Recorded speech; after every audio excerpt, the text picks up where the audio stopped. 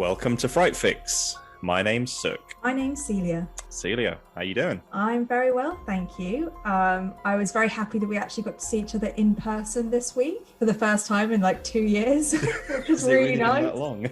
I know. We went for an in-person walk, which as podcast presenters for what, 8 episodes now? Yeah. And we haven't actually sat in the same room. It's very weird. Yeah, God bless Zoom. So yeah, it was quite nice to see you in person after so long. I know. How are you? I'm good. It's just the middle of the week, and wow, this week feels really long. And the sun was out briefly today, and I just wanted to be outside. I was stuck behind the computer, and I was like, But other than that, not much to complain about at all, to be totally honest with you. Good.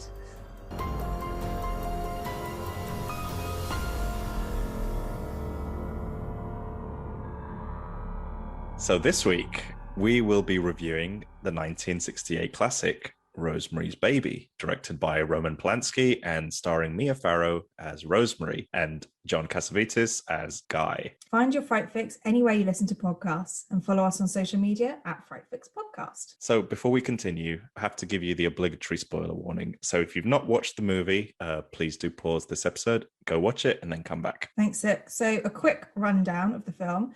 Rosemary Woodhouse and her struggling actor husband, Guy, move into the Branford, New York's iconic building that brims with unpleasant stories of obscure dwellers and ghastly occurrences. Before long, the young couple is befriended by their somehow eccentric next-door neighbours, Roman and Minnie Cassavetes, and after that, Rosemary gets pregnant. Little by little, as the inexperienced mother becomes systematically cut off from her circle of friends, alarming hints of sinister and well-planned conspiracies begin to emerge, enfolding timid Rosemary in a shroud of suspicion and mental agony. In the end, it's revealed that her neighbours are members of a satanic cult and have convinced Guy to help them with the birth of Satan's son through Rosemary. Now, the thing with all our movie reviews is I generally come at them at what I feel is like a very surface level view. Yeah. And, I say stuff like, oh yeah, this director did good directing and this actor did good pretending.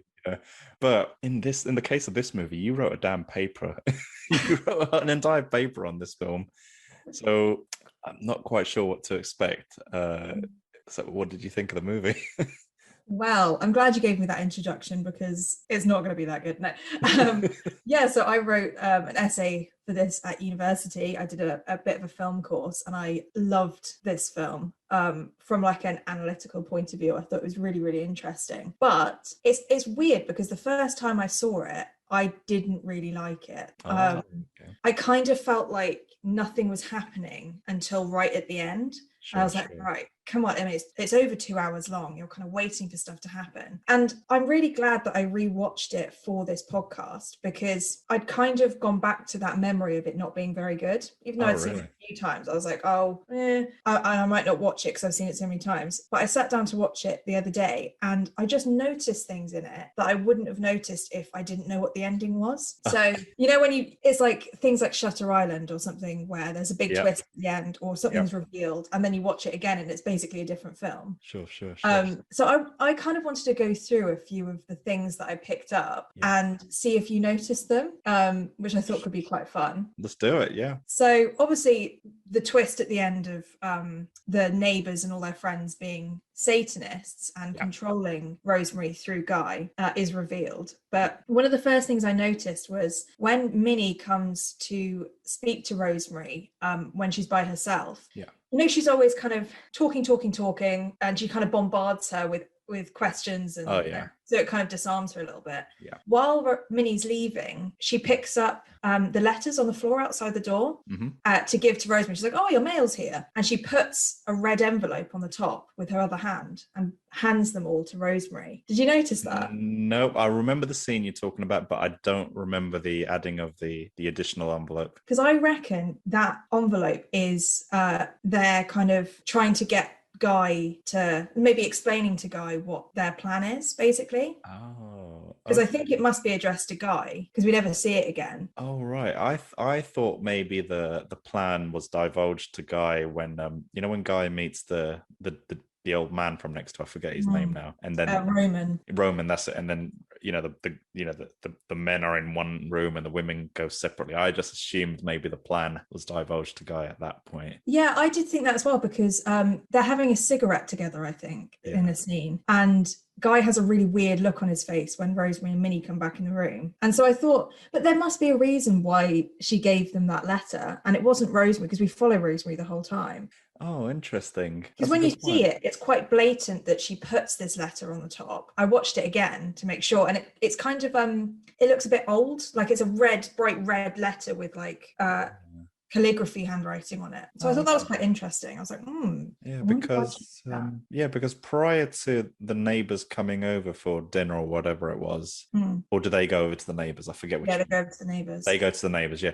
Guy was quite adamant that he just wanted to stay home and didn't want to do anything. But then once that interaction happens, then the next day suddenly he's like best friends with the neighbors. Yeah, true. I wonder I really want to know what that envelope was about. Yeah. It was like such a quick little thing. Another thing that I saw, and I don't know if you noticed it, but when Minnie calls Abe Saperstein on the phone in Rosemary and Guy's apartment to ask if he'll be her obstetrician, she's speaking really loud on the phone saying, oh, yes, that's great, whatever. And then at the end, she kind of lowers her voice and goes, no, not at all. And then puts the phone down. Right. And I reckon on the other end of the phone, Abe's saying, does she suspect anything? Or something like that. Because she actually said, she's like, no, not at all. But it's different from the rest of the conversation. So I feel like watching it again, I was like, they're talking about it at that point. And Rosemary's right there and doesn't realise. You kind of want to shout through the screen. Yeah, I can already tell you've hugely benefited from a second viewing of this film, because you're picking out things that I just didn't think of, because this was the very first time I'd ever seen this. Oh yeah.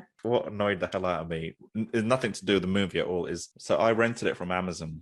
So I paid the $2.99 or $3.99, whatever it was. I mean, that wasn't the annoying part. That was fine. The annoying part was that the plot twist is given away in the description of the movie. Oh really? Yeah. So the description is only like 2 lines or whatever. If you hold up one sec, I'll pull up what the description was. Did you get it from Amazon, or where did you get it from? I got it from Amazon. It's kind of what we were saying in the episode of Greta, where the trailer of a film gives away the whole thing. Why would you write in the summary of a film that clearly people are buying or renting because they haven't seen it?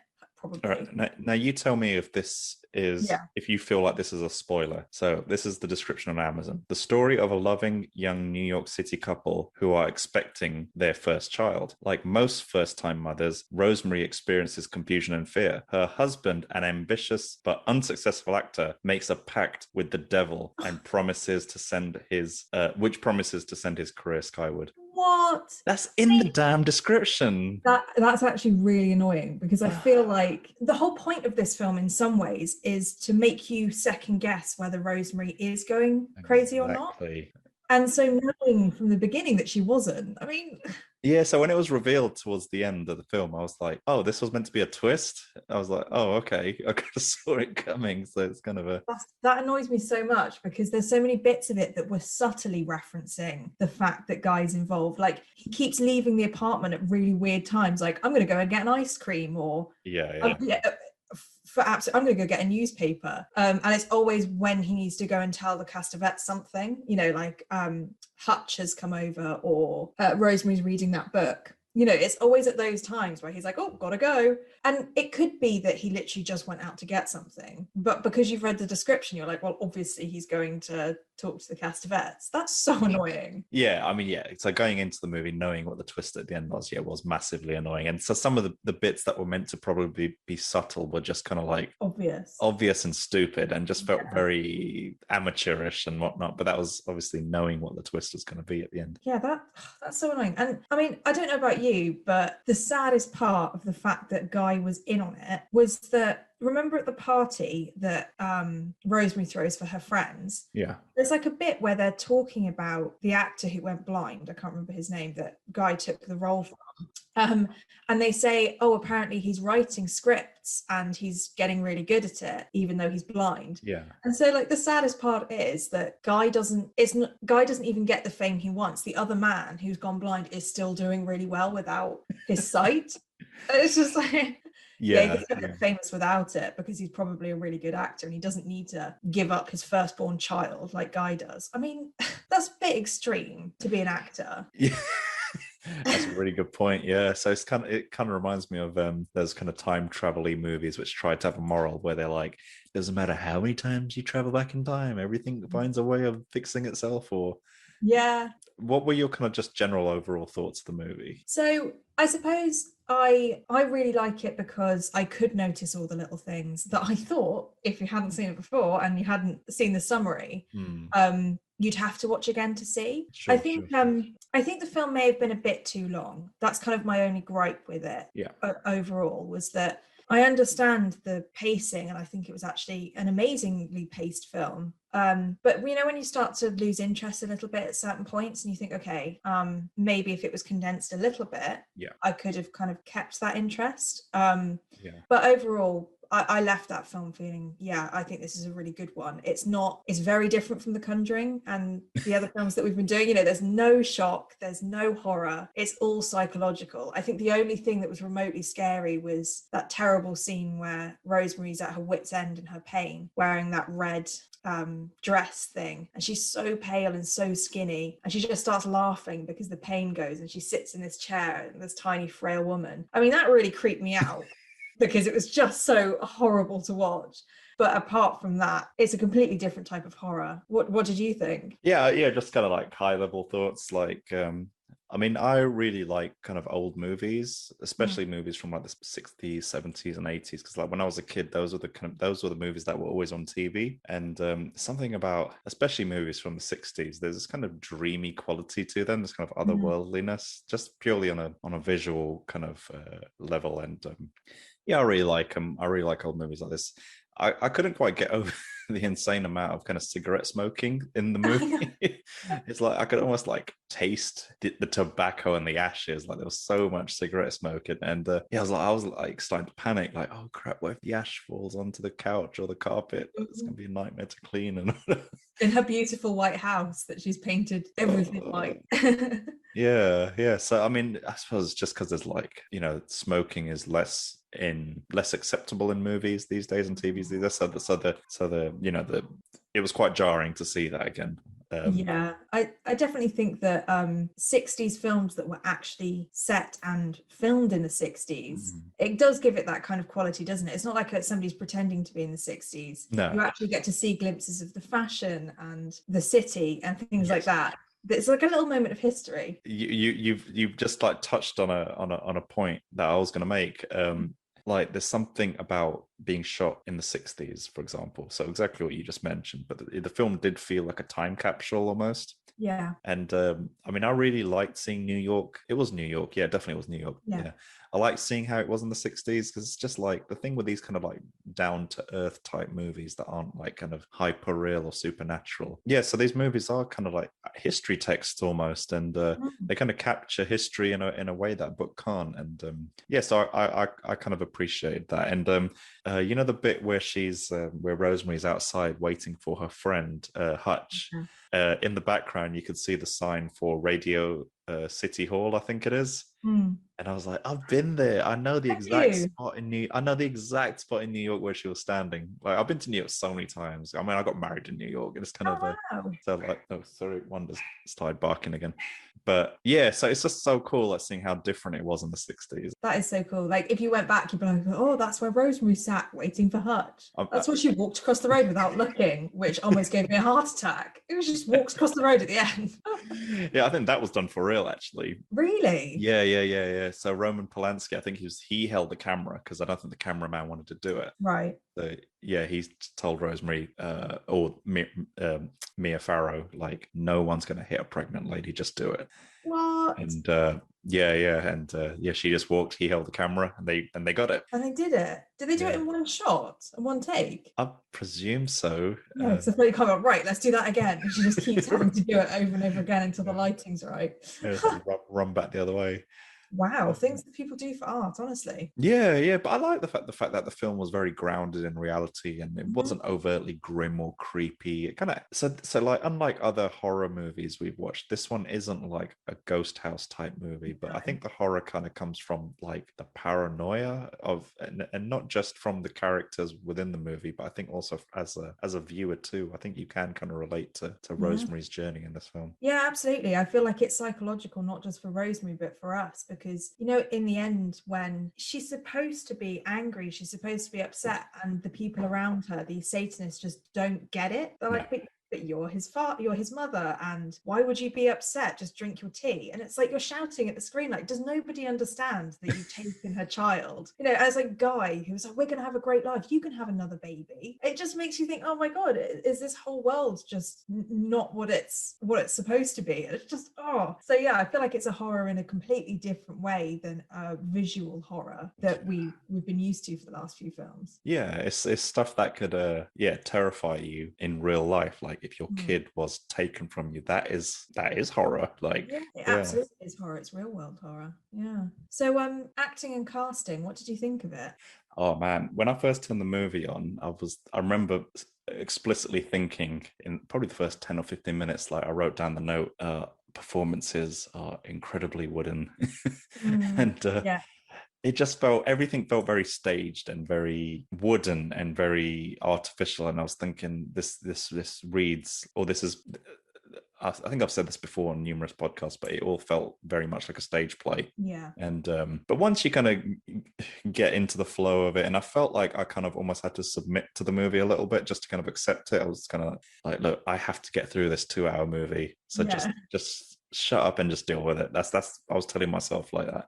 But once you kind of give into it, it kind of works. And I thought Mia Farrow as Rosemary, at first I found her gentleness and kind of calmness, if that's even a word, like a little bit annoying, a little bit. And but as the movie progressed, I kind of accepted her a bit more, and I thought her kind of decline from gentleness to whatever I don't even know what the word is for the journey she goes through. I thought that was quite wonderful, and I thought she did an amazing job. I remember reading up somewhere where her performance, not getting a nomination for an Oscar that year or something, was like considered to be quite a snub at the time. Yeah, I'd imagine so. Yeah, and I thought Guy, so her husband, played by John Cassavetes, I thought he gave a pretty incredible performance, actually.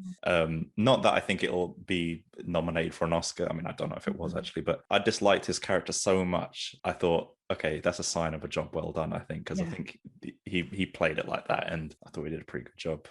What did you think of the performances? Well, I mean, the first thing I just wanted to say was the fact that Cassavetes and what's the actor that plays Guy? Cassavetes, I think. Cassavetes. They look so similar on paper. Yeah. I was like, did they name it after this guy? Actually, I had to Google it. I was like, is this some sort of reference? I just thought it was a weird coincidence. I completely agree with you. I feel like, I don't know whether it was something about the pacing of the film, like I was saying earlier, but at the beginning, there seemed to be quite a lot of silences between Rosemary and Guy, which made it feel a bit awkward. Like their relationship was, and maybe that's exactly what it was trying to show, was that their relationship wasn't perfect, and that, I don't know, it felt surface level for a lot of it. When they were moving in, there wasn't this kind of warm excitement. It was only coming from Rosemary, and I guess that that just shows that, I mean, clearly any man who would possibly even think about doing what Guy did to Rosemary isn't the best guy. Not even close. So I agree with you. There was like a little bit of woodenness, but I think it just warmed up as the characters developed and as we realized who they were supposed to be portraying. Guy is supposed to be disconnected and distant, and Rosemary is, like you said, gentle and almost subservient a lot of the time because she's being put down by Guy. And that starts to develop, and then you realize, this is what the relationship is. Even though they were trying to show a loving couple at the beginning, you realize very quickly that that's not what this is. No, 100%. I think you hit the nail on the head there. Did you have like a scene you liked, or maybe just things you liked about the movie in general? Yeah, I had two things that I really liked actually. One of them was the dream sequences and the drugged sequences that Right. Rosemary goes through. Sure. I thought those were incredible, and for the only reason being is it felt like a real dream. So I'm just thinking about the first dream sequence, or well, a bit of both, I suppose. It's completely silent in the dream, and then there's a breathing of Guy next to her, or there's a ticking of a clock on her bedside table, and that contrast between a completely silent dreamscape and bits of the real world really made me feel like the dreams were real, or as in the dreams were showing real dreams, how we have them. Sure. Just fragments and just fragments, and the fact that there are two worlds happening at once. There's your dreaming, but you're also still here, you know. I really like those, and I think the scene where Rosemary gets drugged and she kind of goes in and out of consciousness, it's just so clever. The pacing of it, the silence of it, was really, really interesting, and I actually really enjoyed that. And I thought, wow, if somebody had thought of that and thought, what is a dream? Because it's so hard to think of what dreams are when you're not. Sure. And I actually think that this is probably one of the best portrayals of dream sequences that I've seen, where I felt like, yeah, this could be how it really is. Considering the time period the movie was made in, it was pretty impressive. Yeah, it's the only time they did any kind of CGI as well, didn't they? Because there was a bit where Rosemary was still on the bed, but the bed was in the water. It was in the ocean. Oh yeah. And so it's that fragmented reality of things that's real. She is in the bed, but she's obviously not on the ocean. Then, you know, she's in a boat full of people, and then the people are naked, and then she's naked, and it's going along with what's happening in reality while she's drugged. And I just thought, yeah, it was a really cool way of showing the dream sequences. And then the other thing that I really liked was we never saw the baby's face, or we never saw the baby at all. At the end of the film, yeah. At the end of the film. So I can't remember what they called him. I can't remember. But I just thought that was a really good choice. A, because anything that could have been created in the 60s with CGI for his, demonic eyes and things like that probably wouldn't be very good, and it would have been a bit underwhelming anyway. Yeah. Sometimes it's more powerful when things are kind of left to the imagination a little. Exactly. And it just forces the audience to craft their own vision of what the baby would look like. Yeah, they did momentarily have this kind of overlay, kind of brief glimpse of the devil. They showed his eyes for a brief moment, so you just kind of, because that's literally juxtaposed. Is the word juxtaposed the word?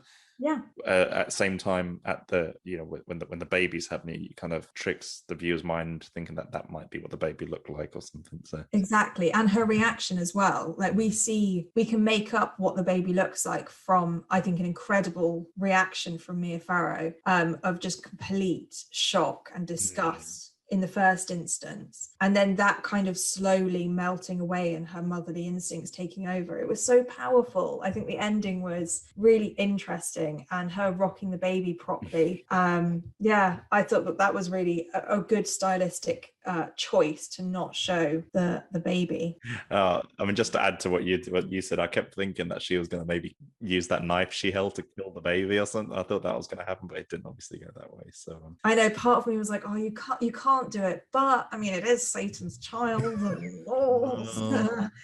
the Antichrist, but this baby.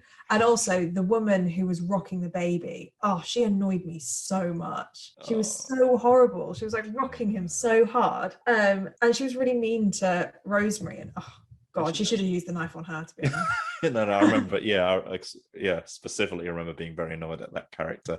And then as she walks past Rosemary, she kind of sticks her tongue out at Rosemary. I was like a child. What the hell was that? It's just, I know. So what about you? Did you have any favourite scenes? Not really favorite scenes, but a few kind of observations that I kind of liked in the movie. Just generally, like I appreciate the creepy tone that kind of ran throughout the movie. Despite kind of having read the description and the spoilers of the movie, within the Amazon description, I still kind of didn't really know what was going to happen, I did appreciate that, and I liked that Rosemary this character goes through that journey, but she doesn't know who to trust, who not to trust. So yeah, so I do enjoy movies by this director called Alan Pakula, and he made a number of kind of like movies that center around paranoia and whatnot throughout, like I think the late 60s and early 70s or whatever. So whenever I do come across a movie that's especially set during that kind of Cold War period or whatever, any kind of paranoia is kind of right up my alley, really. So I kind of liked, when the doctor was kind of telling her not to read books or anything, I just kind of felt like, she's like, a female who's trying to be educated or whatever, and someone in a position of power or authority is telling her, not to read books, or I don't know, maybe there was some kind of message about some kind of oppression there or whatever. Yeah, definitely. I mean, it's taking away a woman's autonomy to decide for herself what's best for her and her body. Like, she's forced to go through this pain for so long because men are telling her to just deal with it. Absolutely. And blocking people off from their friends as well. It's just terrible. No, 100%. And I did enjoy the bit where she kind of cut her hair, and I felt like maybe she was trying to take some control back there. Yeah. And ownership of her looks, and but that, despite that kind of attempt to kind of take back that control, like everyone in her life, all the guys in her life are telling me that haircut looks stupid, what have you done to your hair? I hate it. And I don't know, do you think there was something about her kind of maybe trying to look a bit more masculine or whatever, and maybe the men are annoyed by that, or they find it threatening or something? I definitely think it's possible. I think it definitely, like you said, it shows that she's trying to take back control, because one of the only things she can control is her appearance. She can't control her finances. She can't really control what's happening to her baby because of her doctor. And I suppose one of the only things she can do is the way she dresses and the way that she does her hair. And like you said, Guy and everybody else in her life saying that they hate her hair, it just pushes her down and makes her more subservient from her little tiny rebellious not even rebellious action that she took. And then her reading the book later on witches, she's doing the opposite of what the doctor wanted her to do. She's reading books. Yes, it's not about babies, but she's reading books that give her the knowledge that she needs to equip herself as best as she can. And so I think, it shows that importance of being able to have autonomy over yourself and be able to make decisions for yourself. 100%. That was kind of as a viewer, that those were the thoughts kind of running through my head, and I'm kind of almost glad that I watched this movie now at the age I am now, and knowing what I know now about just everything, really. And because I think if I watched this as a teen, I might not have appreciated it as much, or maybe those messages about oppression and autonomy may not have been so obvious to me when I was younger. So I mean, what was extra kind of, I don't know, quite painful, I suppose, about watching it was it just, I think, I'm sure everyone knows someone like this, but I know someone, a female that, I kind of watched them begin a very kind of strong, confident person, and in real time, like over the number of years, watched her kind of confidence be stripped away, by manipulation. And, it's just, being reduced to someone who's now very dependent, and, is that still the case right now? And, they kind of do have these kind of chains around them almost, so it was kind of a bit too real. And it was a bit devastating, really. So watching it happen in the movie, but so I ended up just putting that person's face on the Rosemary character throughout the movie. So I think kind of so it was a bit hard to watch. And it is someone that's close to me, so it's kind of so like when Rosemary did start taking control back, and when she wanted to host her own party without all those old people, and she was like, only young people allowed, you have to be under 60 to attend, whatever. When the old lady from next door turns up, and then she kicks her out, and it's the best, isn't it? She didn't drink the potion. It just felt kind of amazing, really. And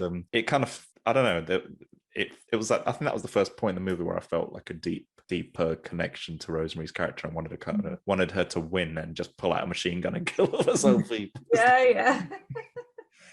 Yeah, I agree. I think it's there is a vindication. But then one of the questions I always asked myself was, why did she end up, kind of accepting her fate in the end? And I really do think that she was manipulated so much, and she was so out of control of her life that she was kind of just groomed to become someone who couldn't take control for themselves. And it was so sad to watch and to know that, like you say, there are real world examples of that all the time. And this is just an example of that. Yeah, no, I think you're 100% right. And anyone that did try to make an effort to help her was, pruned from her life. Yeah. But then she was trapped every direction she went in. All the figures of authority that she could trust, like the two doctors, both betrayed her. Yeah. And even the doctor she thought was the good guy turned out to be the bad. It's so frustrating. The isolation and the feeling that you're going mad when you're absolutely not. It must be terrible. Oh man, yeah. There's definitely an element, a lot of gaslighting going on in the movie. Oh, yeah. Yeah, I thought just some other kind of things I thought pretty cool in the movie were like, the bit where they both first move into the apartment and they're sitting on the floor and they're having their takeaway or whatever, they're eating their takeaway. Then Guy just looks at her and goes, "Let's make love." Yeah. And then the camera just stays on them and they're just there, just undressing really awkwardly for what feels like about 2 or 3 minutes.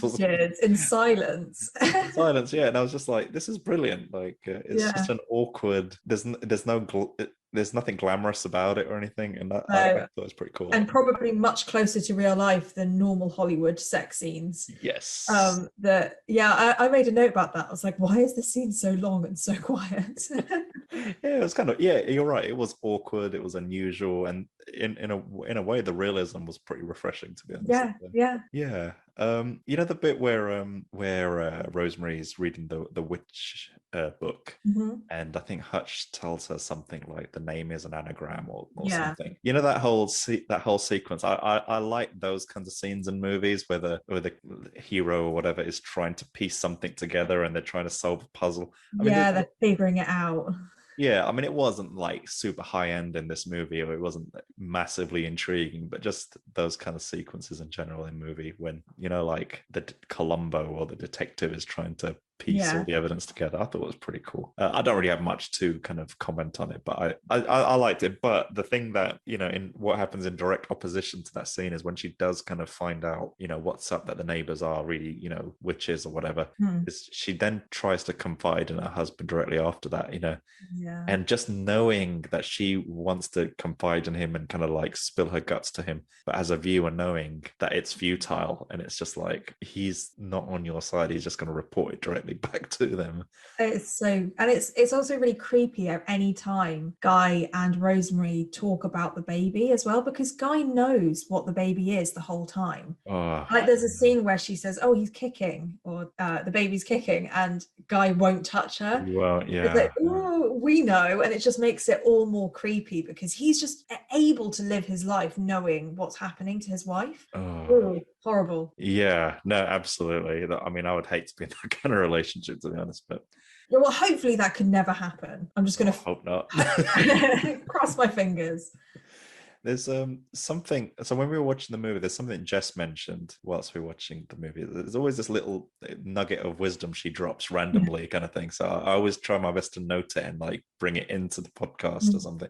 And she said something like, when when Rosemary disposes of that necklace, I think in a subsequent scene you see Rosemary wearing like a pearl earring. Oh yeah. And I mean, I don't know how accurate this is, but I think it was from Google or something, but I think in the Bible or something, like wearing that pearl earring is like representative of like purity, integrity, and loyalty. Wow. So I think maybe detaching from that necklace is I think it might just be a visual metaphor than anything directly linked to the protection story. Isn't it? Like being able to throw away the thing that's evil and to do something to try and keep you safe. Yeah, that's so interesting. I did not catch that. Neither did I. I think she may have been just did a quick Google search when she'd spotted it.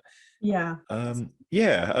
Just another thing was in the movie, as the movie progressed, everyone kept complaining about how hot it was and the temperatures, and I just wondered if it was like, is it because of the coming of the Antichrist, hell was coming to earth and temperatures are yeah. Well, I thought that about it being 1966, so 666 66 year one. Yeah. Well, it was June the 6th, 1966. Oh, so it literally was 666. Yeah, I think it was intentional. That makes sense.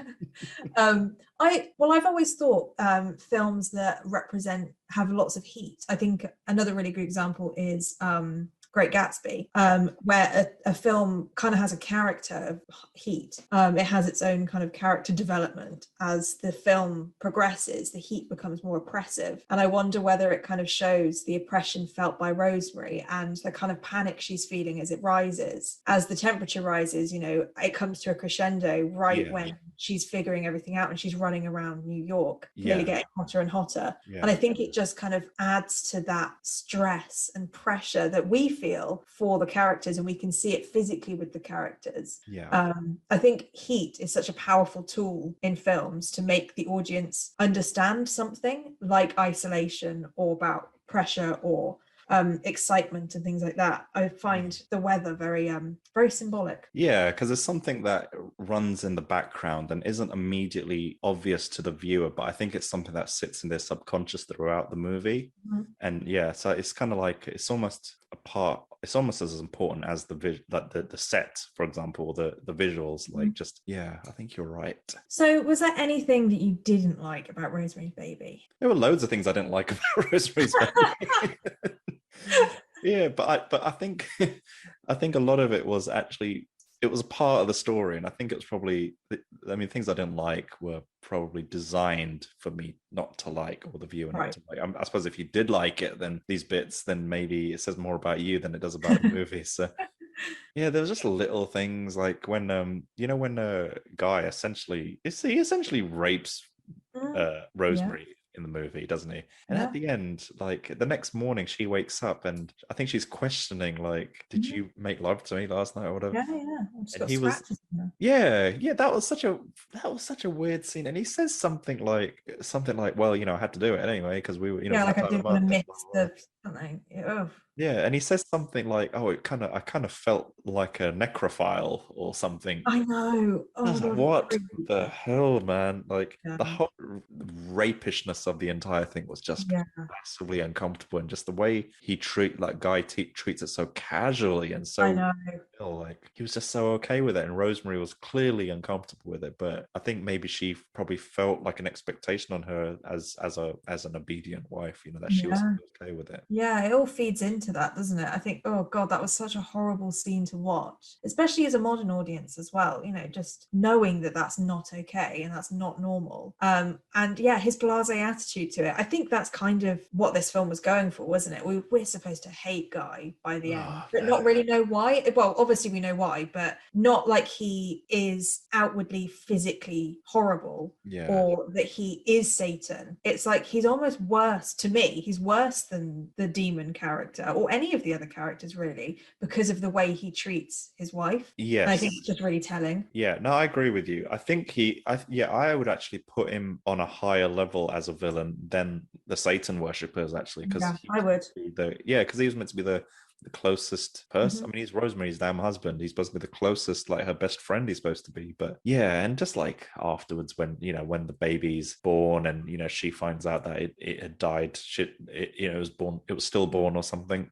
and then Guy starts talking to her like everything's normal, like it's okay, honey, you had the postpart or the prepartum crazies, like oh God, we can have one again soon. And he like goes off to work or something, or he leaves. Like she hasn't even come to terms with the loss of a child, and he's already saying, don't worry, it's all good, man, we'll try again next time. And I think that just builds that kind of feeling, that rage inside the audience, doesn't it? Of like, this isn't okay. And also that feeling of, are we all going mad? Are we missing something? Like, why is everybody being so normal about it? And we're kind of with Rosemary completely at that point.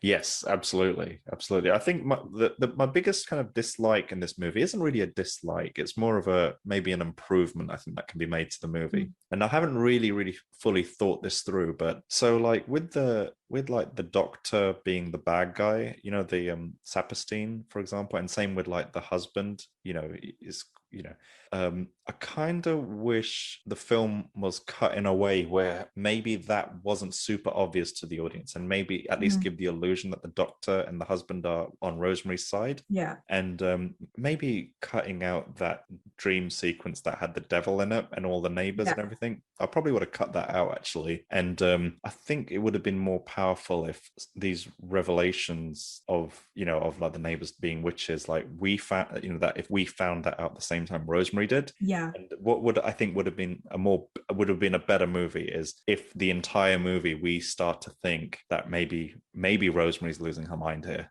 Yeah. And I think that would have been better. And then when she's just doing that running around the city at the end, jumping in the taxi, seeing the different doctors, and because the bit where she's talking to Dr. Hill, I think it is, and trying to convince him that it would have been cool if we as an audience thought, oh, poor Rosemary, she's lost her mind. Yeah. And then at the end, when she goes into that room with all the Satan worshippers holding the knife, and that's all revealed. Because the camera moves very slowly and just sees everyone sitting down, and you see the upside down crucifix and I don't know, do you see a black cat? I might be making that up. I don't remember. There is a black cat. Yeah, but then that would have been like the wow moment. That would have been the twist. But I think I don't know, I think that would have made for a better movie. Maybe it can be cut that way. Maybe with the existing footage that's there, someone enthusiastic goes out there and just chops it up and edits it, maybe. Yeah, no, I totally agree. That's what I was going to say as well about what I didn't like about the film, especially really? Like the chanting and things like that through the wall. Yeah, I felt like that was such an obvious, and it was really early on. Yeah. What else could they be chanting? Maybe making it a bit subtler. I completely agree. I think I was completely on Rosemary's side all the way through, and I think that you could still keep in the scenes where she's reading the witches' books and she's kind of discovering the anagram and things like that, because you could always be doubting it, and you could say, well, we haven't got any evidence for this. There's only been like a few small things, because like her pregnancy is very subtle when about the fact that something's not right.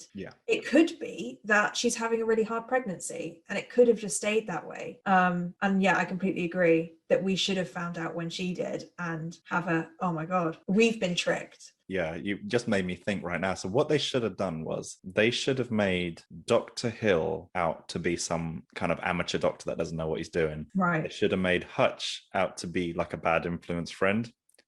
Like where the audience roots against him, like, oh, Rosemary, cut this guy out of your life. And they should have made the neighbors, even though he's right, we should think he's wrong.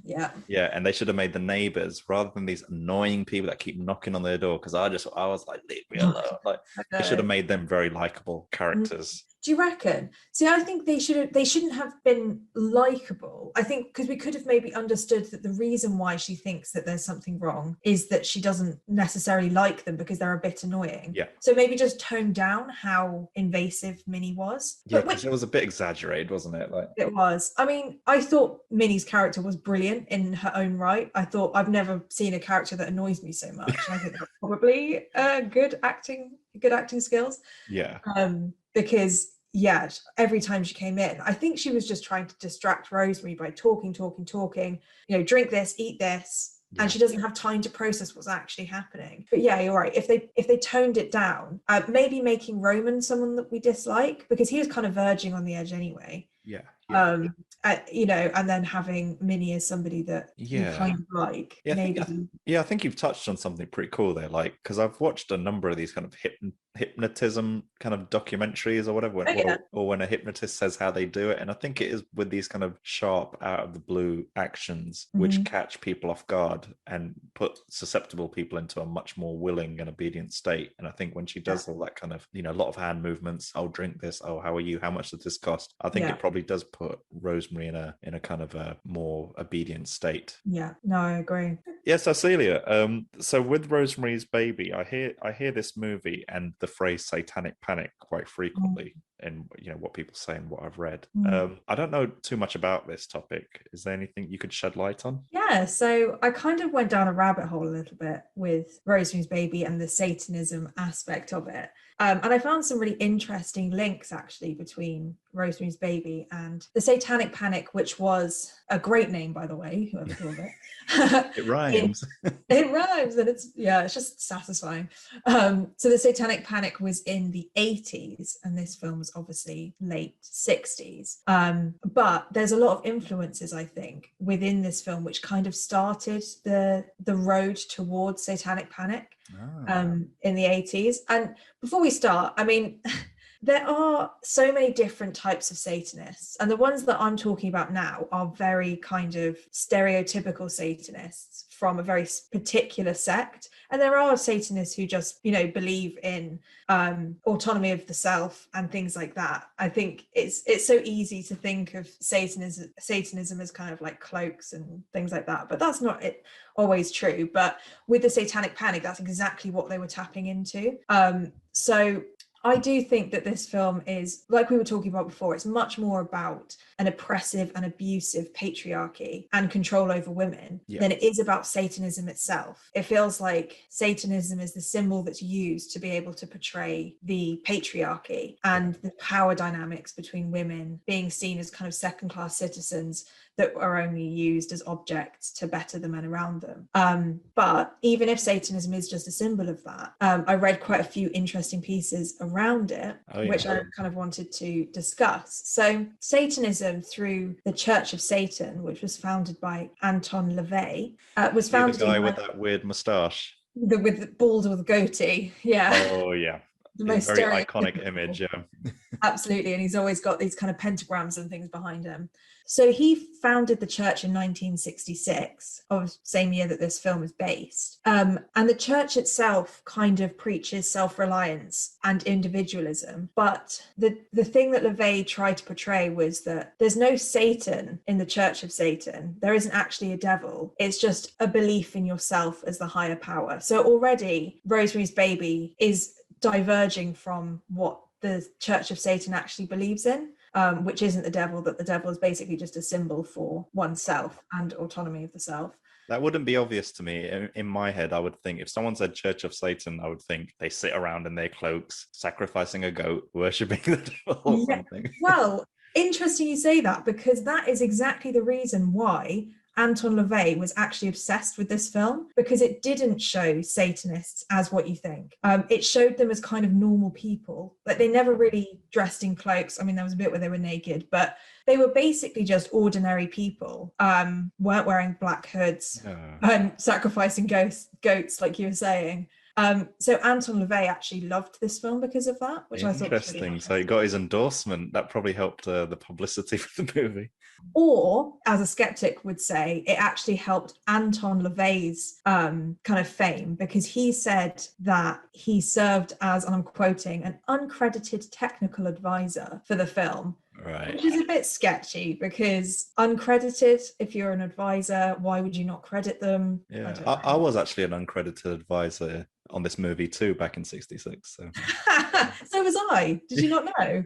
I hadn't actually been born yet, but I was an unaccredited technical advisor, because you can't prove me wrong. But most people think that this claim isn't substantiated, that LaVey just kind of wanted to spread the rumor so that he could gain free publicity. So instead of the film gaining publicity from him, he wanted to get it from the film. But I think, so, the Church of Satan started in 1966. This film came out in 1968. And then the year afterwards was the Manson murders in 1969. Right. Which, weirdly, Sharon Tate was Roman Polanski's wife, who was murdered while she was pregnant. And the Mansons attributed a lot of it to Satan, or there was a lot of panic around them being Satanists. I just thought that was a really weird fact about the kind of history of this film, that it kind of played out in a really weird way.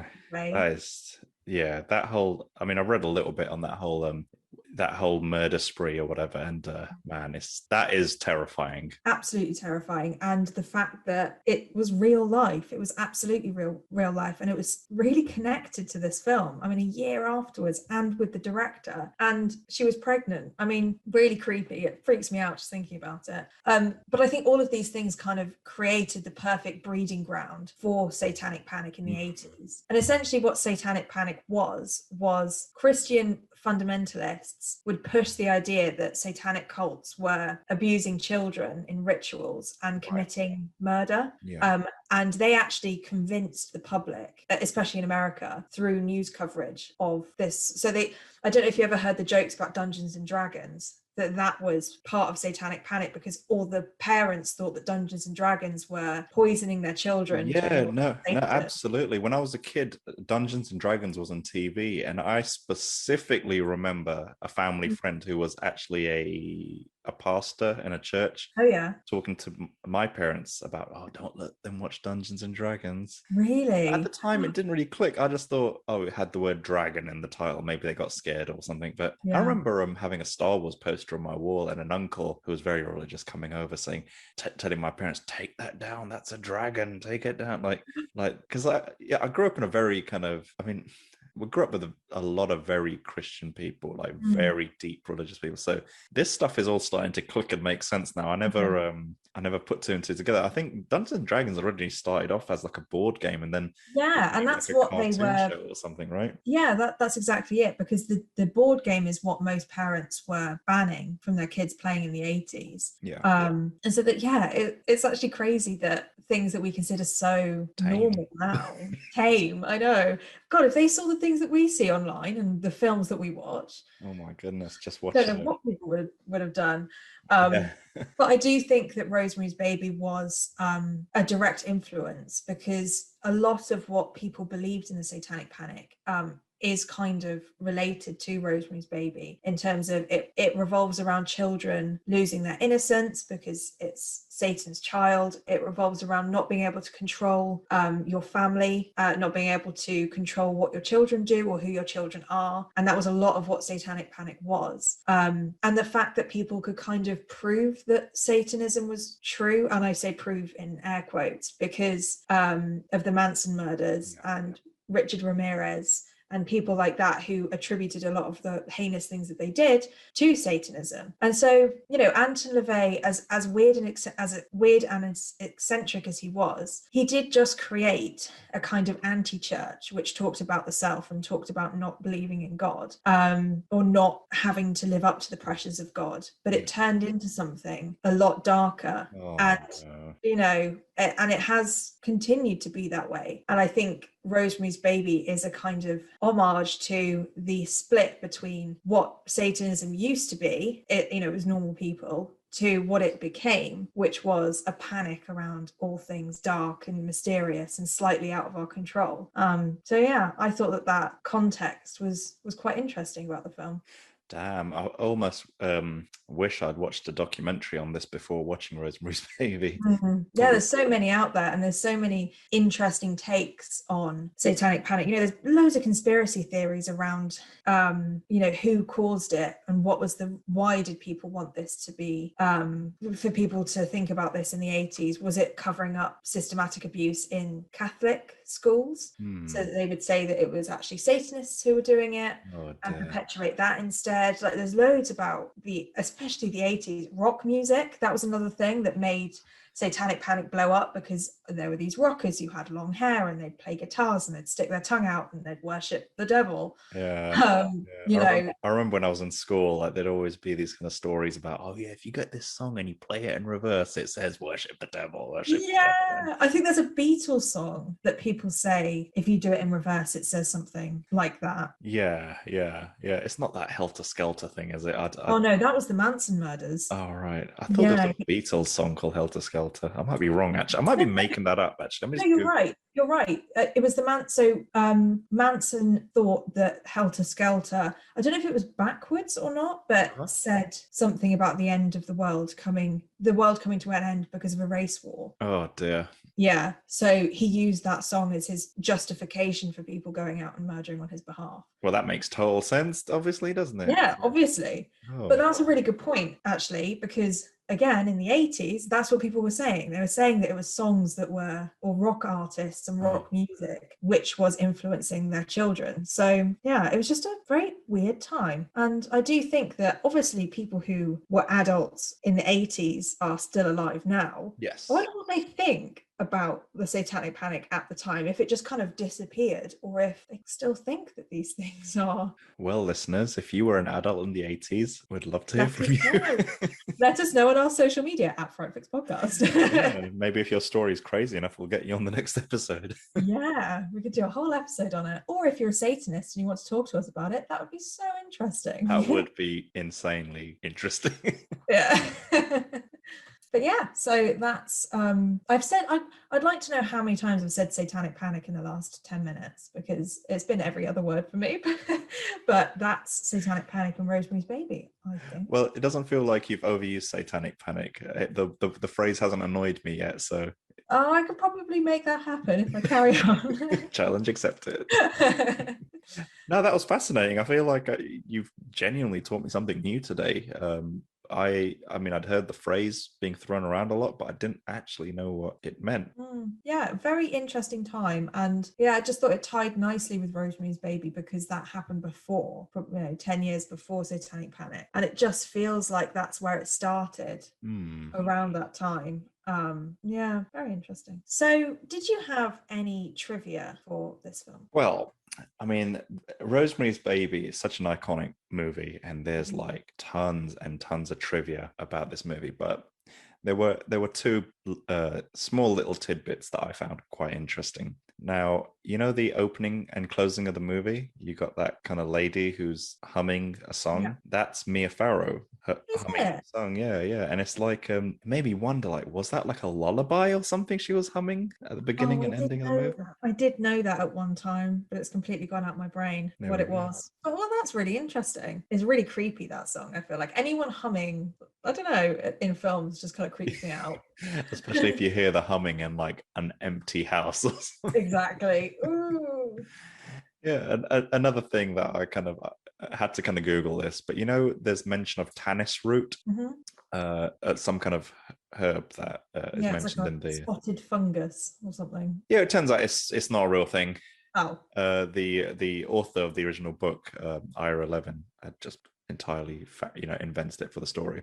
I was genuinely convinced it was a real thing, to be honest. Yeah. Oh well. Yeah. I mean, there's probably things that are used in rituals and stuff like that. Like obviously herbs is a big part of it. Yeah. But not the devil. I think it's called like the devil's fungus or something. She calls it in one of the books. Kind of a shame. Yeah. She's going to gift you a necklace with pongy funguses inside.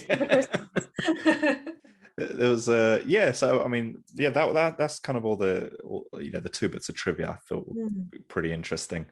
And apparently this movie is meant to be very faithful to the source material, to the book. I don't think Roman Polanski took very many liberties with it. So no, that's good. Because I read a bit. I was trying to find a good summary of the film, and I was reading it. And I thought, this is way more information that the film gives us in the ending. And I realized I was actually reading a book synopsis. Oh, wait. The only thing that was different that I saw was that there was a bit more conversation happening when Rosemary finds the baby and finds everyone, and they try and kind of convince her of being a mother. But obviously, that's right at the end of the film, and it would probably take up a long time. Yeah. But some of the stuff they were saying was quite interesting, and it kind of gave you a bit more insight into why she decides to be his mother, because it was almost like in the film it was her choice. Like she just looked at him and decided that was what she wanted to do. Whereas in the book, I think it's much more like Roman is convincing her that it's the only option. Like, what else are you going to do? And manipulates her a lot more into being his mother. So I think it's like two different versions of the same outcome. Okay. Which is quite interesting. But it's nice when films pay homage to their original books by kind of keeping to it. Must have been hard though to not make this like 5 hours long. Well, clearly they stripped it of any unimportant material or less important material that would translate to film. So yeah. Pretty good job. What did you think overall then? Like, what's your closing thoughts, and maybe a Fright Fix rating from you? Fright Fix rating. Overall thoughts. I think that this film is something that should be watched, because a psychological horror done well, I think it's quite hard to find. A horror that kind of, or a thriller, I suppose, that focuses so much on people and the mind and doesn't use a lot of special effects or ghosts or long convoluted backstories with lots of different people and lots of different settings. No, this is basically just in their apartment. I think it does a really, really good job at that. And it makes you think. It has a lot of undertones and symbolism, a lot like Jordan Peele's Us, I think. Yes. You know, and everything that's said has an undertone or a symbol to it. And I think that's kind of what this film does as well. So I do appreciate it for that. It wasn't scary, but I was kind of okay with that. I know in every film that we talk about, one was like, oh, it didn't scare me, so I didn't like it. Yeah. But with this sort of film, you don't need to be scared. The creepiness comes from a different place, which I'm absolutely happy with. So yeah, I would give it, out of 10, I'd give it an 8. An 8 out of 10. That's a really good score. Yeah. What about you? I agree with pretty much everything you said. I mean, last week when we were discussing what movie to do this week, when I kind of did a bit of just some cursory reading about Rosemary's Baby, when I kind of realized it wasn't like a horror, I was a bit skeptical about doing it, and I was kind of, oh crap, is this something we really want to do cover in the podcast? Like, but I'm glad we watched it, and I'm glad it's an episode on Fright Fix. You know, it kind of, opened my mind a bit, broadened my horizons in terms of horror movies, and it kind of made me realize that not all horror movies need to have jump scares and ghosts and monsters. And, sometimes the most scariest monster are humans, and the story is genuinely, it genuinely covers topics that are scary in real life. I mean, pregnancy in itself is terrifying enough, and watching this lady go through the stages of pregnancy, and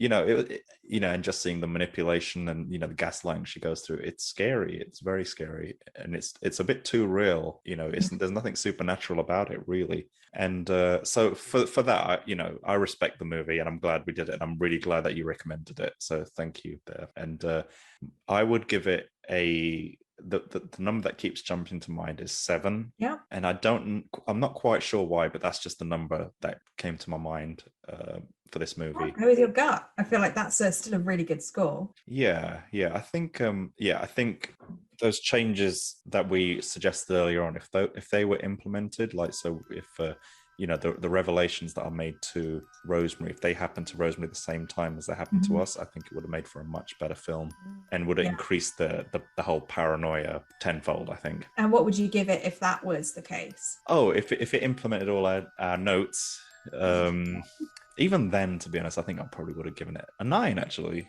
A 9, yeah, I think that's fair enough. I don't know if I'd ever give a film a 10, because there's always things that could change. I don't know, maybe I'll shoot myself in the foot, and next week I'll be like, oh, it's brilliant, I'm going to give it a 10. But I think that's a fair, a 7 is a good number, and an 8 if those changes had happened. But I agree, I think this is just a different film, but something that I do think that people should watch if they like horror, because you shouldn't watch the same film over and over again, just in different settings. Like this, Rosemary's Baby is very much in a world of its own, and I think that that's always a good thing. We hope you enjoyed this month's Fright Fix. Join us next month as we'll explore a new horror film. We will be posting the movie a few days before the podcast episode is released on our social media, so be sure to follow us at Fright Fix if you want to watch the film ahead of time. If you would like to send us a message or want us to cover a scary movie on an upcoming episode, please feel free to contact us on Instagram or Twitter, or email us at podcast@frightfix.com. See you next time.